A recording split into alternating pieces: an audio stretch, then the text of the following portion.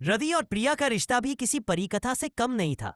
College के दिनों का प्यार जिसे 7 साल पहले शादी के अटूट बंधन में बांध दिया था। उनका छोटा सा घर हंसी और आपसी समझदारी से भरा रहता था और उनकी 5 साल की बेटी मीरा उनकी दुनिया थी।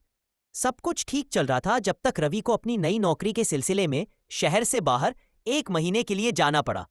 शुरुआत में फोन पर लंबी बातें होती, प्रिया उसे हर छोटी बड़ी बात बताती और रवि प्यार से उसे सुनता। मगर धीरे धीरे रवि के कॉल कम होने लगे, कभी काम का बहाना, कभी थकावट का।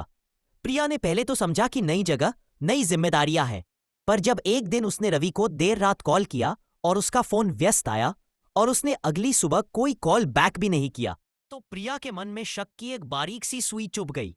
वह हर बार रवि के देर से फोन उठाने या व्यस्त आने पर ओवरथिंक करने लगी।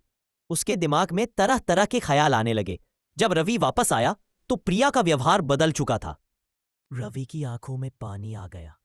उसने फोन वापस लिया और एक गहरी सांस ली। प्रिया, तुम कहाँ चली गई हो? ये तुम नहीं हो, तुम मेरी सबसे अच्छी दोस्त थी जिस पर मैं आंख बंद करके भरोसा करता था। और आज तुम मुझ पर एक दोस्त से बात करने के लिए भी शक कर रही हो। अगर हमारा रिश्ता इस तरह के इल्जाम और शक की बुनियाद पर खड़ा है तो मैं कुछ नहीं कह सकता। मीरा जो कोने में चुपचाप बैठी अपनी गुड़िया से खेल रही थी, अपने माता पिता की इस लड़ाई से डर गई।